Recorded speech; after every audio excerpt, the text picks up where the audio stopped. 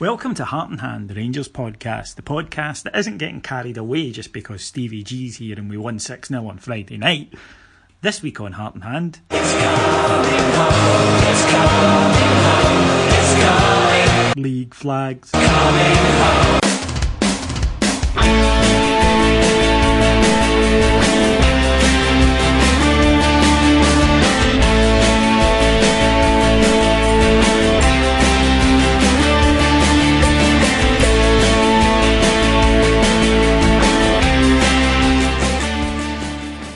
Everyone, and welcome to Heart and Hand, the Rangers podcast. As we kick off, I cannot believe I'm saying this, our 9th season of bringing you informed chat about Rangers and a lot of men flirting. Joining me to kick off this season are two of my most beloved podders. First of all, from Florida, the wonderful and it turns out slightly sunburnt Mr. Ian Hogg. Good morning and good afternoon, David. 9 seasons, eh? Exciting. Yeah, it is. It's doesn't time fly when you've been kicked to the third division and spiv raped, but we're not there now. We're in happier times. And to reflect this is the most positive of all the podders, and he's allowed to be at this time of the season. It's Mr. Alex Staff. Hello, gentlemen. 9 seasons is unreal. I kind of thought I would maybe come in and just fuck up for you halfway through last season, but somehow you've managed to survive that, so I think anything's good from now on. Yeah, I think it was said brilliantly at one of the live shows when somebody said, Alex has only been on the show for about half a year. I said, yeah. He went, it feels like longer. And I think he meant it as a compliment, but I'm not sure that... No, I'm not so sure either. I'm not sure that you could take it that way. Right, lads, well, only one place to start. We're back, of course, because the football has started back when Rangers beat Bury by 6-0 in a friendly on Friday night. And a very fun night it was too. Thoroughly enjoyed going out to Ibrox for it. But let's rewind slightly. Now, we spoke at the end of last season about the arrival of Steven Gerrard, so first impressions then of him as a manager. Hoggy, how do you feel he's done this pre-season in terms of his signings, which we'll go through individually in a minute, his manner and just conduct in general? Well, let's do manner and conduct first, David. He strikes me, despite his, let's face it, inexperience as an actual manager, he's just professional. That is just how he comes across, as sheer and absolute professionalism.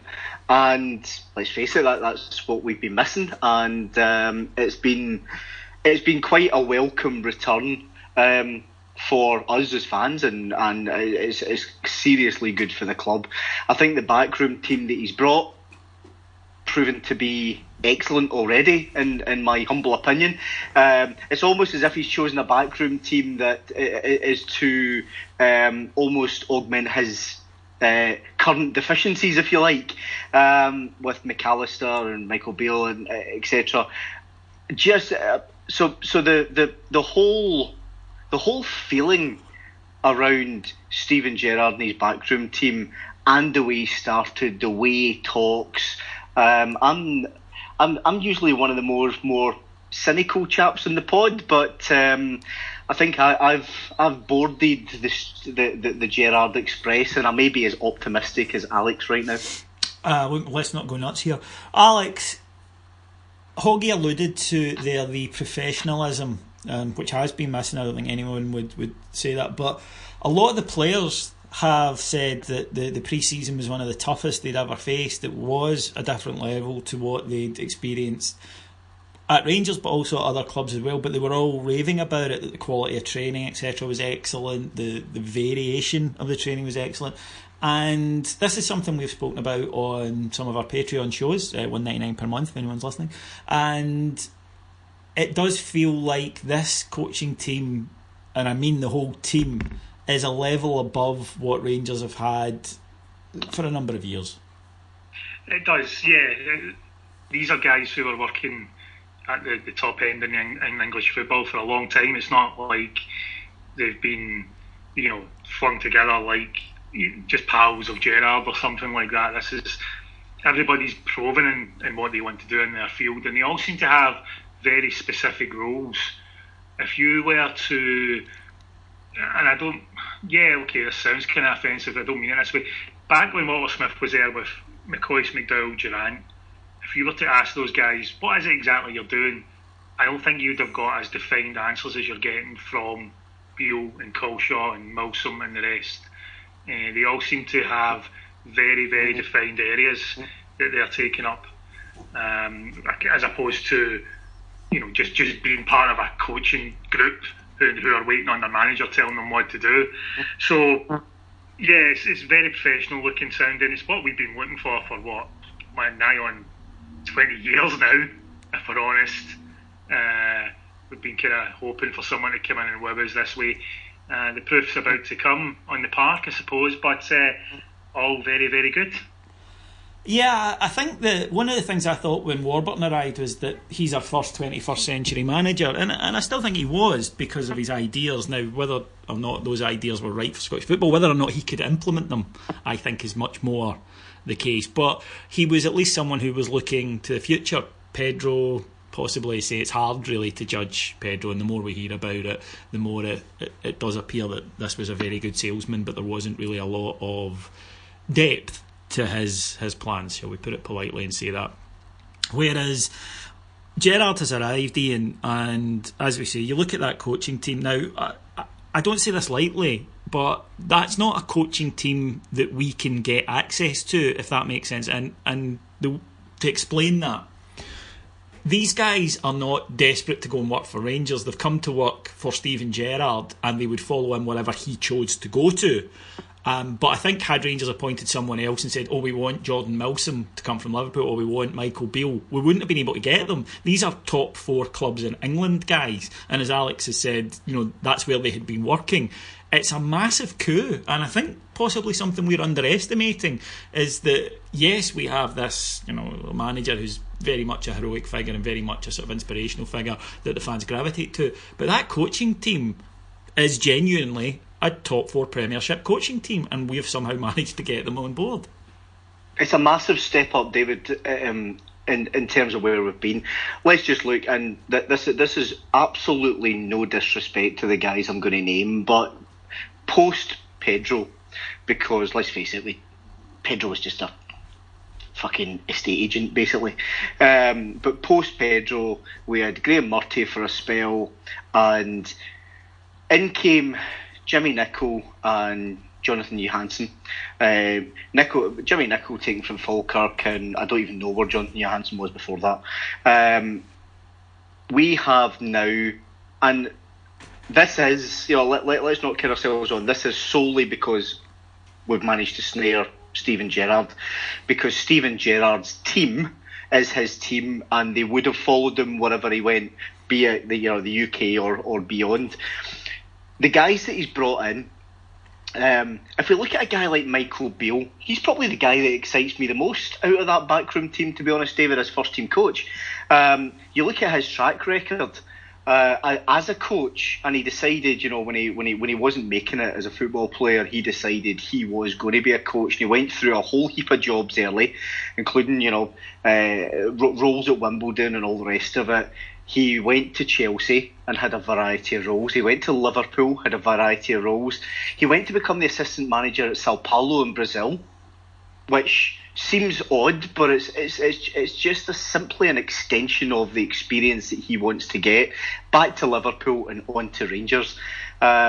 Steven Gerrard has built a team around him. It's quite clear that they've had discussions around wherever they end up, this is what they want to do, and it's at Rangers. I don't think it's not a stretch. I don't think it's a stretch to say if Gerrard's not there, we don't get these guys, because I just don't think we do. It's super. It really is super exciting. Just that whole package around Steven Gerrard and his team. Just professionalism's gone up, as we talked about. The pre-season training, as yourself and Alex have spoken about, has clearly been the hardest for the players that they've probably ever had. The game against Bury, there was a side actually hitting the ground running, and I get that it's only Bury and they're in the pre-season as well, but we actually looked as if the players knew what the hell they were doing, and even just simple things like that's night and day to where we were even 4 months ago. And you can have the best coaching team in the world assembled, but if you don't have decent players, it's going to be a struggle. So to the more important, I suppose, or the most important aspect of the summer, which is recruitment, and the opposite of that, of course, putting people out the door. It should be stressed at this point, Alex, that we are not anywhere near finished the transfer window. There's a long time to go in it yet. But what are your views on the early transfer activity? I think the early transfer activity has actually been really good. One thing that I always look for when it comes to transfers is some sort of plan, just something that indicates that, okay, we're going to miss out on targets. That's just how it goes. It happens to every single club. But when you move on to that second option, that it's not something where you go, well, why were you looking at that guy if you're going to move on to him? And we seem to be a lot better at that at the moment, where if we don't get the first guy that we go for, the next one that we look at seems to have very similar characteristics and can be identified in a similar sort of vein. So we've got a lot of that going on. Obviously, McGregor and Arfield and Murphy were pretty much done before Gerrard was approached or announced. He's going to get loads out of them. He'll use them constantly. They won't be sidelined because he didn't sign them. Let's put it that way. But since then, I think there's been a very clear pattern. Every signing's been under 25. They've had physical attributes that we've certainly lacked in the past couple of seasons. They all seem to be... One thing I've noticed with all of them, and even the ones that were still seeing a defensive sense, they are all really, really good 1v1. They're all really good. They're all difficult to get past. If you think about the guys we've got like Flanagan, Goldson, Katic, when you look at their clips from before when they played, they're really difficult to beat in a 1v1 situation, and that says quite a bit about what he's looking for. So I've been very impressed by it. Mainly, I know there's a lot of unknowns. We don't know how these guys are going to do when it comes to the crunch. We know that. There's absolutely no denying that. It's about waiting. Even the most established player can struggle at Rangers, but to see the plan, to see the quite obvious aims that we've got with our signings, suggests to me that it's going, we're doing well with that. It then needs that bit of luck afterwards. If that happens or not, we'll find out. But at least it doesn't seem like a scattergun approach of, oh, there's that guy who was once shit hot at Spurs and hasn't played a game in years. I'll get him in case he gets shit hot again, and I'll put him next to this old guy who doesn't really seem to care about Scottish football, but I'll bring him in. It felt, even under Warburton, a manager that I liked and thought had a decent plan, when he got into the top league, his approach became very, very erratic, but we seem to have moved away from that. Yeah, it was very scattergun, and you're absolutely right. I understand why it's tempting when you don't have a lot of money and somebody glamorous in terms of name floats past you. It must be human nature to go, oh, we can get him, wow. There's a reason usually, and we've been burnt with it so often the last few years, unfortunately, that I'm all for trying something different. And I'm impressed because we do have some experienced players. I think Hoggy, if you're our age and you grew up kind of soonest era, one of the things that was hammered in by the great man himself into us was you build from the back, you start from the back. If you don't have the back door locked, doesn't matter what else you're doing, you're not going to get anywhere. And we grew up with that, and the Rangers teams that soonest built, and then after that, you had your Butcher, Roberts, Gough, Chris Woods, Andy Gorham, John Brown. It was always about that solid backline.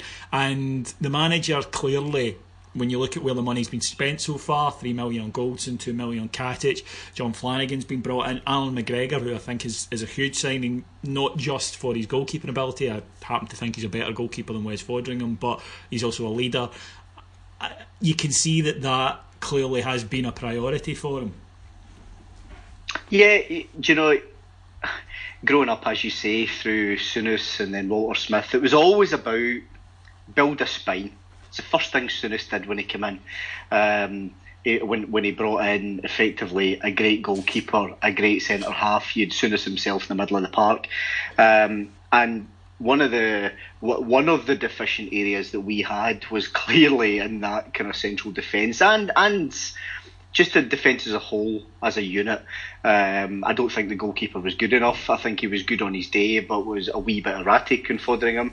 So he's brought in McGregor, who was with us previously. He was a Premiership goalkeeper and last year a Championship goalkeeper. He's brought in Goldson, a Premiership defender, and Katic from the Croatian top league. He's also brought in John Flanagan. Personal issues aside, and my personal feelings on that aside, because I think I've covered that in other pods, David, John Flanagan is a former Premiership defender. And then you look at Scott Arfield, Premiership midfielder, Jamie Murphy, Premiership winger or attacker. There's a clear plan. There's a clear plan to A, build a spine, and B, plug the deficiencies. It feels as if we're building a first team. It feels as if we're building a squad of greater quality. I think if you then offset that against the players who have gone out, you look at the guys that have gone out, Kenny Miller, enough said. David Bates, I think, would probably all like to have kept, but wouldn't have been first choice, and fair enough, he's gone to Hamburg. Jordan Thompson's gone, Liam Kelly's gone, Michael O'Halloran, I can hear Scott. You look at the guys that have gone out on loan, Carlos Pena, Joe Dodu, Jason Holt, Ryan Hardy. None of those guys are getting a sniff of first team games, let's face it. All we're doing is plugging the deficiencies with quality and upgrading the rest of the squad. I guess there'll be a hope then, David, that the guys that are retained, and currently that includes the likes of, Andy Halliday and co, can they all improve through coaching and training to bring them up a level? And it's a different time and a different age, and again, and the players won't be quite as good as soon as brought in. But it's a similar concept as we had, 32 years ago, when Souness came in. He signed about 5 players, and the rest of the squad were basically challenged to step themselves up in class, and they rose to the challenge. So I've got no doubts Gerrard will be trying to do that. You and I watched, for one of our Patreon shows, we watched the 1986 League Cup final, and I think a lot of us, and I was one of them, forgot Ali Dawson was at centre half that day. Cammy Fraser played in midfield. You're right, it's not realistic, Alex, to expect 11 new players. It's highly unlikely as well, but some of the players who were there previously are going to have to be retained. It's simple economics. And I would go to an even closer example to that. There were a lot of players at Celtic under Dyla that had been written off by everyone, including us, but with a decent coach and better players around them. And I can't stress enough, that's important. That's the key thing. A coach can only do so much, but having better players around them, and they didn't have quite so much responsibility. But that has to be an aim as well. We can't buy a brand new team straight out of the box and expect it to gel. Some of these guys are going to have to be retained and deliver. Absolutely, yeah. I mean, when you look at the bigger games under Rodgers for Celtic the past couple of years, I know we don't like to talk about them, but this is absolutely worth stressing. In the bigger matches, he tends to only play 2 or 3 players that he actually signed. Dembele will start most games. Sinclair, who seems to have fallen away from that actually, recently was one, certainly in his first season. Now he's got in Cham. But when you look at all the other areas of the park, it's players that he didn't sign, he just improved them. Now, it's arguable that he came into a better squad under the one that Dyla built than Gerrard has come into. I think that's probably arguable, but there was still talent there. We showed at times last season, and that was a frustration with this lot. There was certain games where you watched them and thought, there's something in these guys, and then you would see them 2 weeks later and go, get rid of every single one of them, they're shite. It was that lack of consistency. So if you can find that in certain players, and by them I mean like your James Tavernier, for example, I'm very glad he's staying, and I'm sure we'll come on to it as a discussion. The captaincy decision with him, there's a fair discussion in that in itself, but I'm very glad that it looks as though Tavernier's staying, because I think not only was he the best right back in the league anyway, I think there's still more to come from him. Players like Rossiter and Doherty and even Windass and certainly Morelos there's potential there to get a lot more out of them, and they've got a bit of time. And then the guys that he's let go, Holt, nothing, all the best will in the world to Jason Holt, but we needed better than Jason Holt. And he played far too many games over the past 2 seasons, which in itself summed up our lack of progress. I'd also, David, I'd also like to point out, right? So, Alex, despite being the most optimistic man on the planet, Rangers had reduced Alex to saying, get rid of them, every fucking single one of them. So Rangers broke Alex last season. We've spent this this close season. Alex has been our Jordan Rossiter, right? We've had to intense work with the heart and hand, looking forward to the future physios to get Alex back to his normal level. It's a good job we got Stevie G in. That's all I'm saying. Someone so ruggedly handsome. So the players that are retained, if you're listening, it's on you. Keep Alex positive. Don't break our Alex. We don't want another summer like this. Good point about James Tavernier from the big man. Let's have a quick chat about him. So it looks as though he's going to be staying now, which I'm in favour of. I like James Tavernier. I think he's a good player. I was a little surprised, I'll be honest, that he retained the captaincy. There were games last season when I thought his leadership qualities absolutely stood out. The 0-0 draw at Parkhead, I thought he was fantastic. Not merely in his performance, which was excellent, but the way he drove the rest of the team on. And there were other matches, the 1-0 defeat at Kilmarnock springs to mind, where I thought it was awful, both performance and as a captain. But Stephen Gerrard knows a thing or two about inspirational leaders, and he's came in, he's decided he's going to be the guy. Huge vote of confidence, Hoggy. Yeah, I don't think you, nor I, nor I'm sure Alex, nor 99.9% of the Rangers support that aren't called Adam Thornton I'm sure we're all surprised that he's retained the captaincy. I certainly was. I think being a more kind of cynical, negative kind of chap, I looked to the performances last season where he was, I thought, poor from a leadership point of view. But I've had to remind myself in the past week, David, that I've been all for every decision Gerrard makes. Let's get behind it just now, because I think he deserves that in that honeymoon period. And just because I maybe don't particularly agree with this one, he clearly sees a captain in Tavernier, or he feels that with coaching, with help, he deserves that chance, given that he's staying at the club. Either way, I absolutely hope it works out, because if it works out, it's the old adage of it means it's better for Rangers. So I'm behind it, as long as if it's not working, we make a change quickly. Alex? There's a couple of things for me, for those who were critical of the decision, and I do understand the argument, and Hoggy is correct to say that all we can base this on is what you saw last season.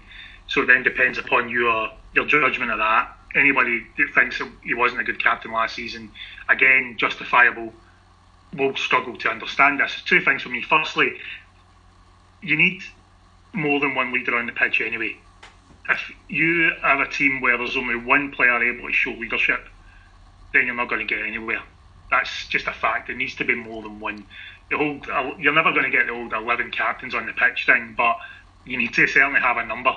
And in the Bury match, what I noticed was that there was a lot of people taking responsibility for talking others through the game. So it's a little bit of a sign that we've got a little bit more of this going on. But that's, again, evidence of that will come. The second thing for me is, one of the things that people say quite a bit, he's never a Rangers captain. Now, my apologies to anyone who used that line if they find what I'm about to say offensive, but that is such a vague bullshit fucking line that I just don't get it. He's never a Rangers captain. In my lifetime, I've watched Terry Butcher, Richard Gough, Barry Ferguson, Lorenzo Amoruso as Rangers captains. All four of those people are completely different. Yeah, they all took different approaches on the pitch. I'll play devil's dick advocate here, though. But one thing all four of them had was a certain inspirational quality to them that stood out, and that they had a certain authority about them, possibly due to size in some cases, but all of them had that sort of visible drive that sometimes James Tavernier doesn't, and very rarely did you see one of those 4 players hiding. Some play badly, but very rarely did you think that they weren't highly visible throughout the team, and that, I think, is perhaps what people identify when they use the phrase never a Rangers captain. They mean someone who anyone could look at and say that's the leader of this group of men. Yeah, possibly. I think leaders in general in football are a dying breed, and I think a lot of managers say that now as well. Something that the academy system, as they put it, doesn't seem to produce as much of. Maybe that's true, maybe it's not. I'm going by what I hear from others with that, really, and looking at it, a little bit of evidence. But is it fair to say, when I mentioned those names, that Barry Ferguson didn't come across as a Rangers captain when he got the armband and he grew into it? Oh yeah, I think that was true. Yeah, I'll be honest. Yeah, I was really surprised when he got that role. Yes. Yeah, so there's a potential. I know that Tavernier's a bit older than Ferguson was when he got that, etc. But he has the potential to grow into this. I think he's more vocal in the park than we realise, and in truth, I think he's probably got more respect and camaraderie in the dressing room than Lee Wallace had, who was a previous captain. Anyway, so yeah, he needs support regardless. He needs his centre halves to be doing plenty of talking. He needs Ross McCrory in front of the back four to be inspiring by rattling through challenges and being that sort of player that he is. He needs all of that Arfield's experience, etc. If he was going to do well anyway, even if he was the absolute best captain in the world and had none of that, he would have looked poor as a captain. And I don't know if it's fair to judge him on last season, given the absolute shit show that we had. And as a captain, when he's not, if he could scream in someone's face if he's not getting across, he looks to his manager for a little bit of support, and it was Graham Murray. It's a bit different when it's Gerrard now. So honestly, Alex, I think that's all of that is very, very fair. If you're looking across to the manager for a bit of help and he's chewing his fucking zip, then that's not great. It's harsh but fair. But I mean, yeah, you're absolutely right. It's like, fuck, we're in trouble. I need to just dig this extra 10% out from somewhere. I'll look across to the gaffer for inspiration, and he's trying not to cry. Yes, I agree that. And I think then if you're looking for help from your team, and you're looking at Fabio Cardoso and Russell Martin, then you're on to losers. So I think that's all valid, Alex, because you look at Alan McGregor, Connor Golson, even John Flanagan, Scott Arfield, I almost said Ross Jack, Ryan Jack, in the centre of the park.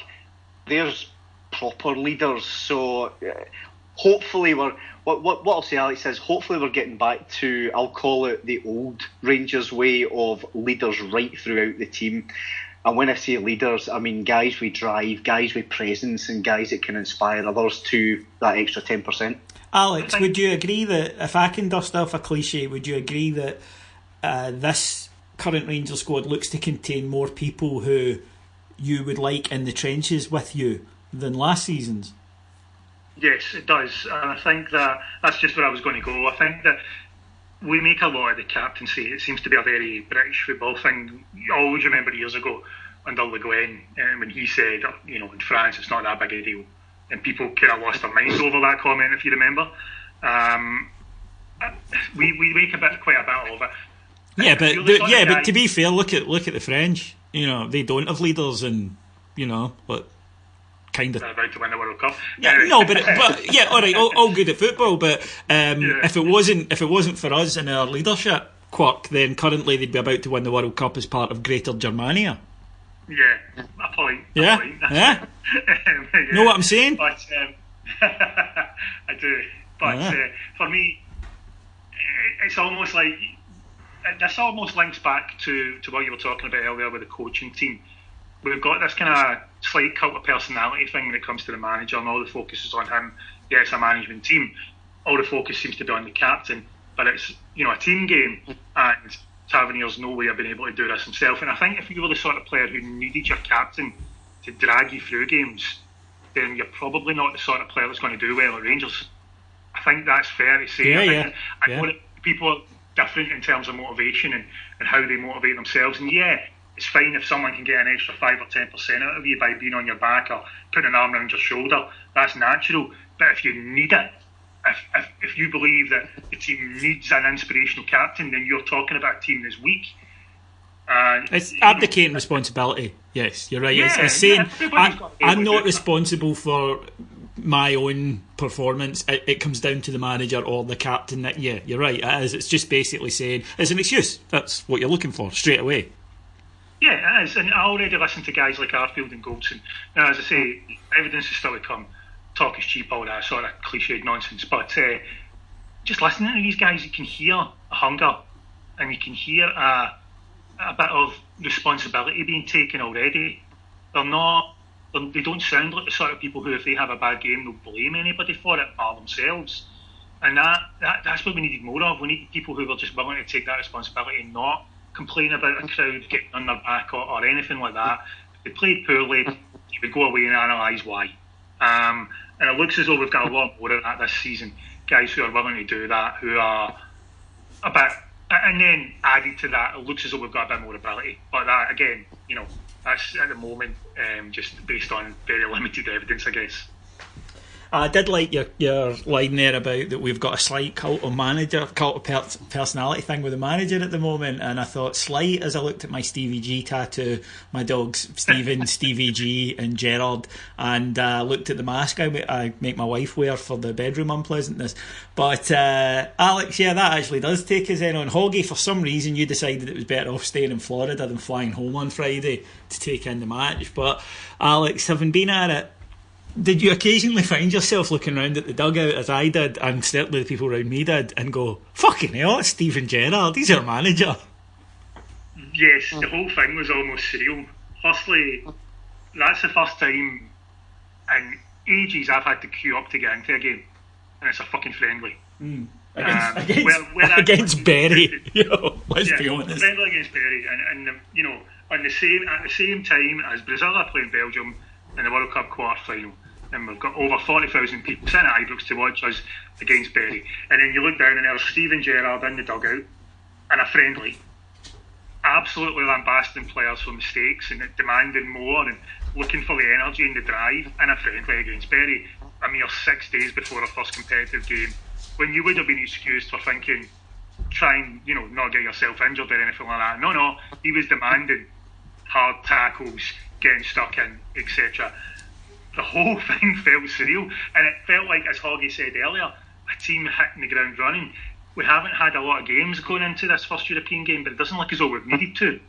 What we've needed is a real reset of attitude and professionalism more than anything else, and that seems to. I don't want to get carried away by a friendly, especially against a team of that quality, but we've seen this before where we play teams at this time of year. And like Charleston Battery, the Benburg Juniors would have been happy to beat. We struggle our way to a 2-1 win. Things like that. And then I look at that game, and even, let's just compare and contrast. We played TNS around about this time last year. We drew one each with them. We barely got a shot on goal. We played them this year, beat them 3-1, and even just from a 4.5 minute highlights of the game, that could have been 6 or 7. Very big difference. It's only friendlies, I get that, but it's a marker of progress right there.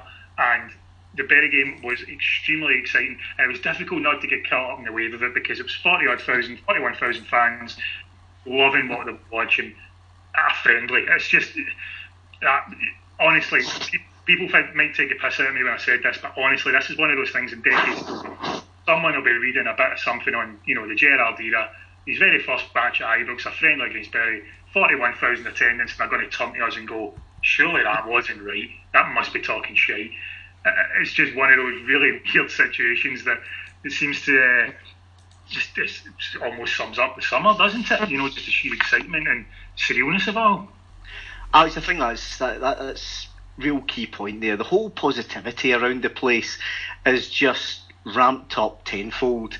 That can you imagine this time last season, a Friday night against Bury, 41,000 is, even without international World Cup matches on, there would be nowhere near that in the first 2 weeks of the school holidays, effectively. Yeah. But here we are now, a Friday night game, school holidays, quarter-final of the World Cup on, yet over 40,000 attended, pretty much the same attendance as the Brazil-Belgium game. Personally, I was, as you know, in Florida, 2 o'clock in the afternoon, or 2:15, the game kicked off when it's 40-odd degrees outside. I'm inside, don't have the Brazil game on, and I'm watching the game on Rangers TV. It's just that's the whole measure of the excitement and the positivity at the minute.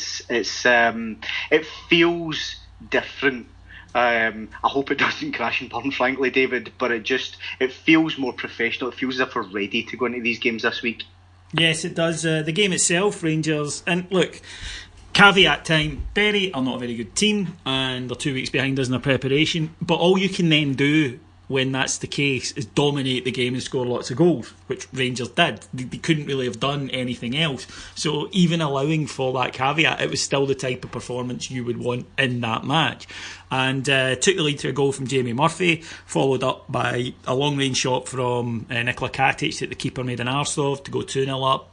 Scott Arfield with goals either side of half time, getting into the box late to finish off really good moves, make it 4-0. Alfredo Morelos got his head on a superb ball over by I think it was young Middleton with that ball. It was Windass. Terrific ball in. And we then finished up with a six, which definitely was young Middleton, who played the ball over for Zach Rudden to get the first of what we hope is very many goals at Rangers.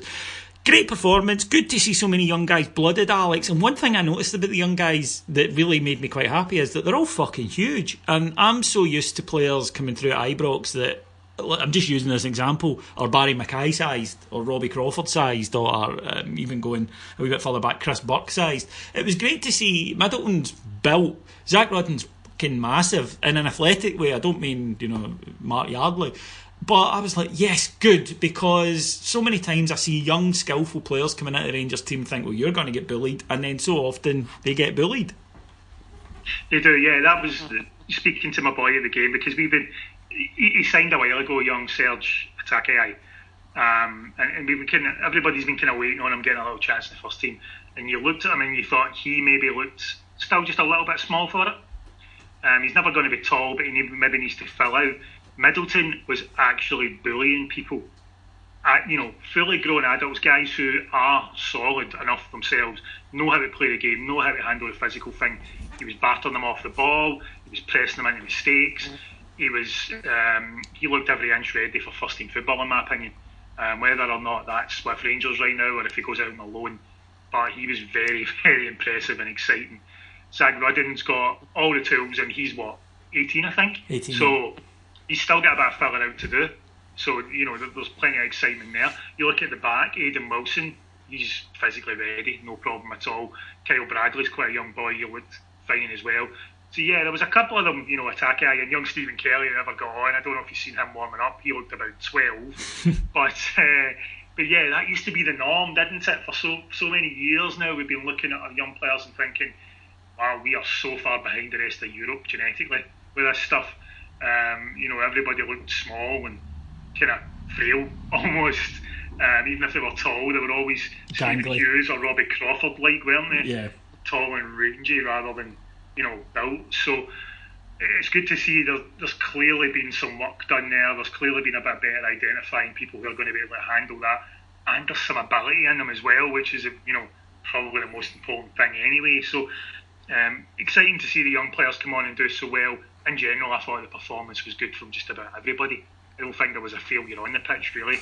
And we looked drilled, we looked set, we looked to know what we were doing, and that's all pretty positive going forward. As you say, all the caveats aside, that's all we could do. There was nothing else we could have done on the day. We'd have came away there thinking, well, that was positive. If we'd won that game 2-0 and it had been turgid, the negativity would have been huge.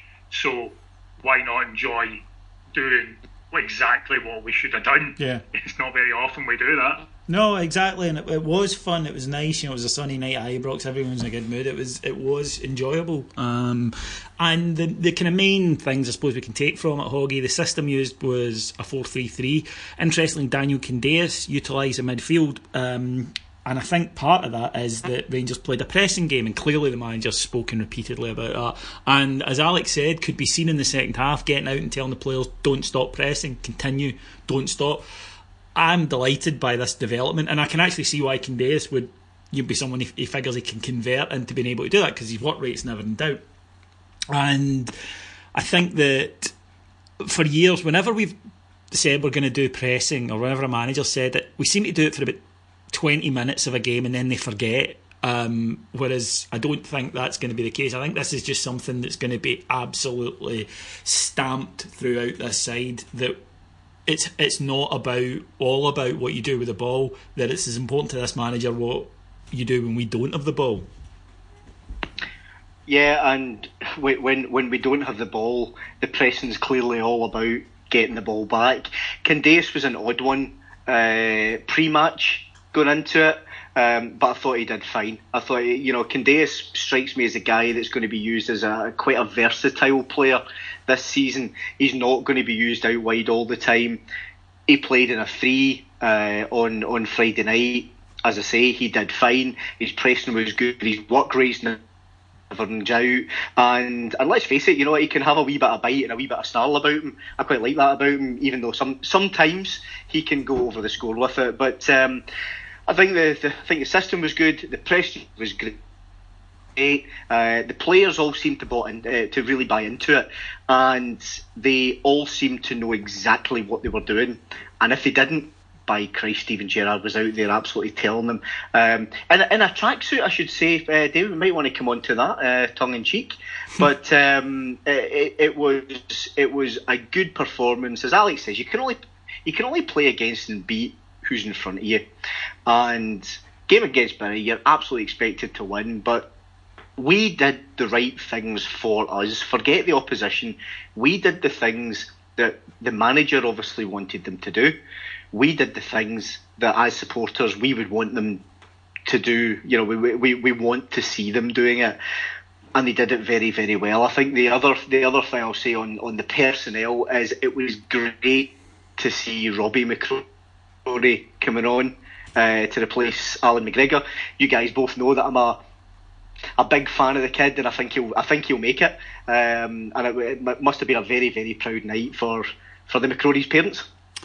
He's huge, and that's one thing that I think has been noticeable to me about Wes, is that he's not the biggest, well built and everything, but he's just not the biggest guy. Whereas, good God, it was noticeable. I forgot how big Shagger really is. And then, interesting thing, incidentally, at the game the other night, when a guy stood up and went, "Great to have you back, Shagger," as he ran to the Copeland, and his son, who was about 8, who clearly obviously hadn't seen much of Alan McGregor in his life, said, "Why do you call him Shagger?"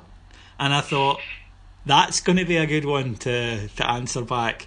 But I reckon 8-year-old these days, I reckon the wee boy was taking the piss. As long as the answer wasn't ask your mum.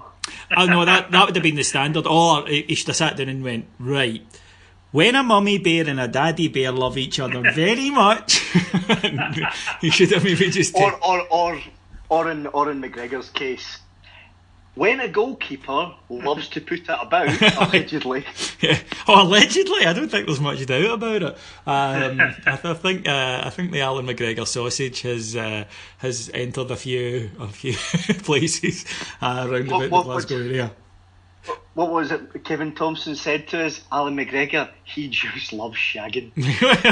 There you go. And hey, listen, we've all got hobbies, right? At the end of the day, it's down to him. But again, it's that sort of fondness for a player that we haven't seen for a number of years, and it was great to kind of welcome that back. Now, friendly out the window, because we now move to already our first competitive match this season, and it's a biggie. Because I think we all remember how we felt this time last year when Rangers produced one of the worst results in our history, an absolutely colossal fuck up against Progrès Niederkorn. Now we take on FK Shkupi of Macedonia. Tiny little club, Alex. not a lot known about them. There was an excellent preview pod on Patreon by James Forrest, who's a kind of European expert. Look, Rangers should beat this mob, and there's no two ways about it. Summer, all that shite, it doesn't matter. Rangers should beat this mob, and obviously we have the ghost of last year. We need to lay that one to rest. Yeah, the ghost of last year is the only reason why anybody's going into this with trepidation, isn't it? Really, I mean, we've been here before, I guess, and you think back to the likes of Kaunas as well, for example. I'm pretty confident we're going to smash this mob, if I'm honest. I'm thinking 3-4 plus at Ibrox and killing the second leg and making that, almost another pre-season friendly. We look to be in the right mood. We've got a lot of positivity in and around the club, and I think that's slightly different from last season where players didn't look prepared. And see, if you're honest, the first leg was poor, the second leg last season was horrendous. We still should have actually went through. Yeah. The amount of sitters that we missed in that second leg, and that was with a team that, as I say, clearly wasn't anywhere near prepared in terms of fitness or the system they were being asked to play or anything. They weren't close to it. So I just feel as though this season, if it wasn't for that, we would all feel a hell of a lot better about this game coming up. And we should feel better about this game coming up. I've got a good feeling about this one. I think Thursday night will be enjoyable. It'll be different. There'll be a bit more nerves kicking about, and this team are clearly going to... I've seen little bits of them on they've got a YouTube channel and put up highlights of their games and stuff. They've got a little bit about them going forward and things like that, but that's at that level. I think that we should be pretty confident. I just want to very quickly come back to one thing that I found interesting when you mentioned Candace in midfield there, guys. I think what that shows is that Gerrard has characteristics in mind for positions rather than just, it's about the system rather than just try to fit it around the players. And what he's seen in Candace fits that role better than any other player that we've got. So he's willing to convert him into a central midfielder to do the things that he can do rather than try and drag it out of someone who maybe isn't, so good at that stuff. That's kind of interesting going forward because he has always said he's not going to ask people to be, he's not going to ask a striker to be the next Firmino when he's not that sort of striker. He was very vocal about that when he was an under-18s coach. I think that's what we're seeing, and it's things like that make me a bit more confident. This isn't a guy who's just shoehorning in players. We played Nico Crancher on the two legs against Progress, for example. Jordan Rossiter came in and started the away match. He hadn't played a game in donkeys before that. Things like that. He's not just throwing people in here. He's got a definite plan in mind for this game, and he is picking the best team he's got available to do that, rather than treating it like pre-season, which it felt like last year. Yeah, definitely did, and it's interesting you mentioned that. It's a kind of Moneyball principle, isn't it? It's like, I need someone who can do this, he can do this. So rather than playing him because he's a midfielder, in inverted commas, I'll play him and ask him to do these things which I know he's good at. So yeah, it is. It's again very modern, and this is a guy who's thought a lot about football, and I think that's very important to us going in. Before we go then, lads, Dave King has been in the news the last couple of weeks. First of all, possibly facing contempt of court charges due to his long-running battle with the Takeover panel. Hoggy, this one doesn't really affect Rangers, but it's not a good look.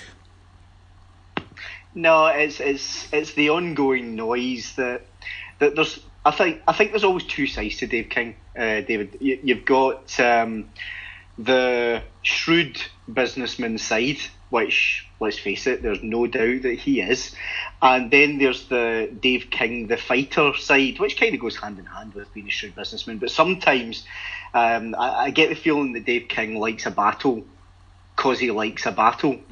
You've only got to look at how many years did it take him to settle with the South African government.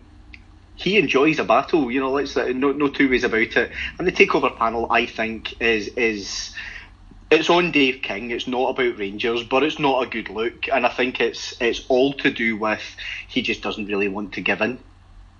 The other thing, Alex, as well as our old friend Sports Direct, are taking Rangers to court re-matching clause, which for those of you who are unaware, what this is in a business, if you've got a relationship with a partner, and it's quite, I'll give you an example. In, for example, UFC, if a guy fights for UFC and he gets an offer from another organisation, he may have a clause that UFC inserted saying we have the right to match that offer, and what that means is that if they offer the same amount of money, then they have the first option on signing him.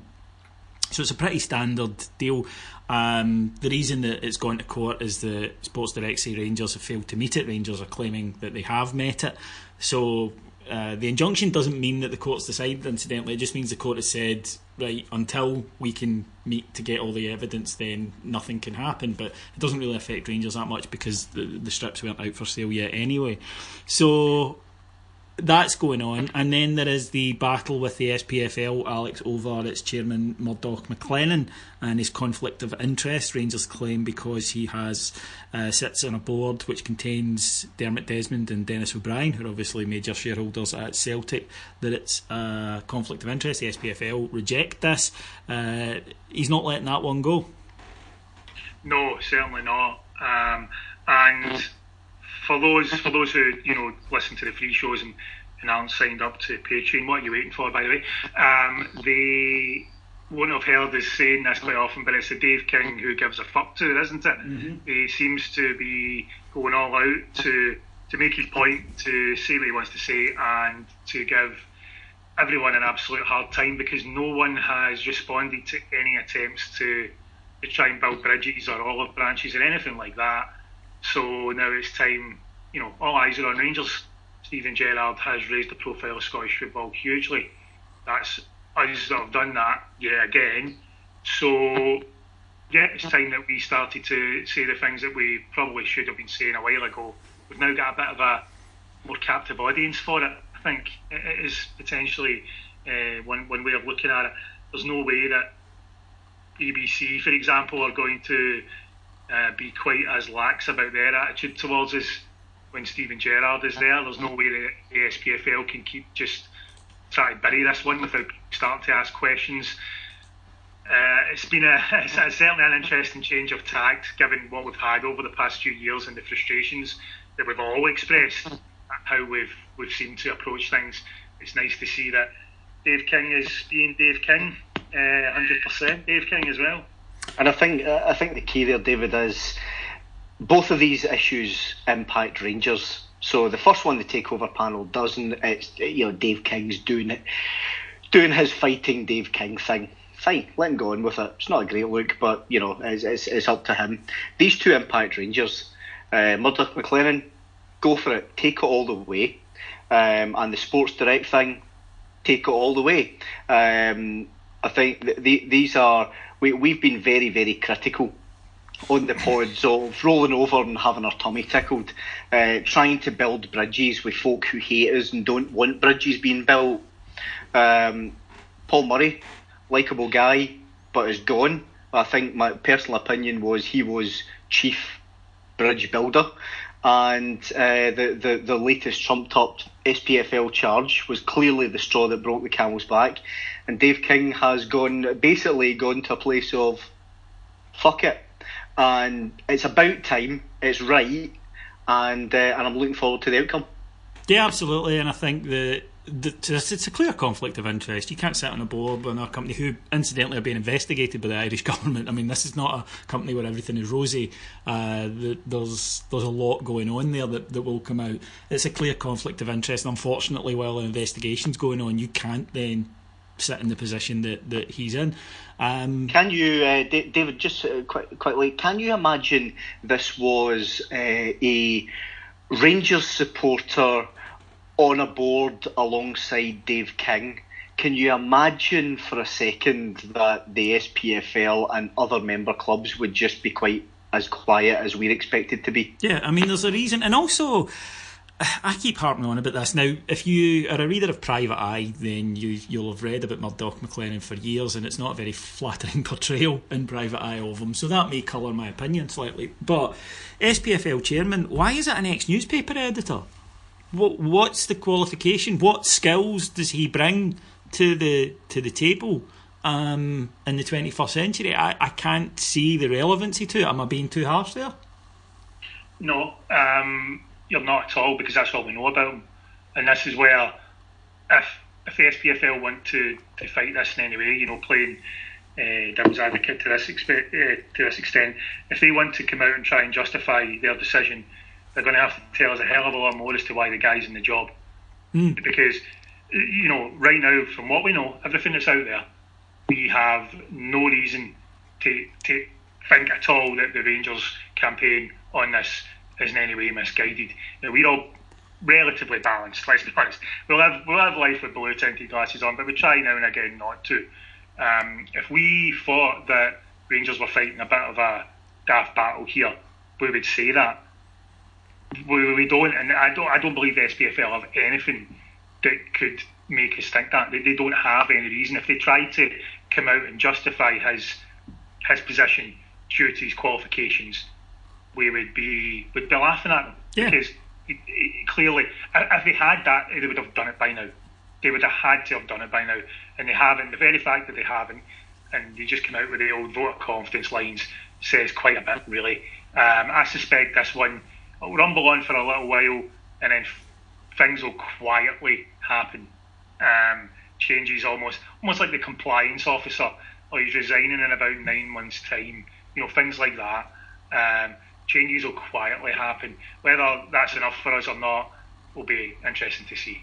Absolutely. So until then, if everyone wants to just continue with Stevie G Fever, or Stevie Jeever, as one of my friends named it, then I think that we're all entitled to do so. So just a wee word, we've mentioned the Patreon site a few times. If you are unaware of what we're talking about, we're on a subscription service in which we put usually 4 but sometimes even 5 shows per day, all different on Rangers. There's a daily news update, there's shows on current events. Alec does breakdowns of the opposition before we play them. There are tactic shows based on our performances, but there's also look backs in history. There's also match watch alongs. You name it. There's comedy shows. There's film reviews. Have even gone out of football film reviews, obviously, the last couple of weeks. There's EPL shows. You name it, it's there, and it's done by Bears for Bears. It's only $1.99 per month. Patreon.com/heart and hand. Please come and check it out. I think that we've got over 3,000 subscribers already, and they're staying, so they must be happy with the service that they're getting. So please come along and have a listen and tell us what you think. We will be back next week on the flagship show. We won't be back with Heart and Hand Extra this week. It'll kick in once the league season starts. We'll be back with Heart and Hand Extra, the Thursday night show, once the league season starts. All that remains for me to do is to thank our executive producers in London, Mr. Mike Lee and Paul Myers, and to thank my 2 guests. First of all, the splendid Mr. Ian Hogg. Thank you, David. Pleasure as always, and I hope we're back this time next week with an air of positivity, and it's not Niederkorn 2. Oh God almighty, yes. And of course the wonderful Mr. Alex Staff. Thank you, David. Thank you, Ian. Always a pleasure. Thank you very much for listening, folks. We'll be back soon. Until then, take care. Cheers. Bye.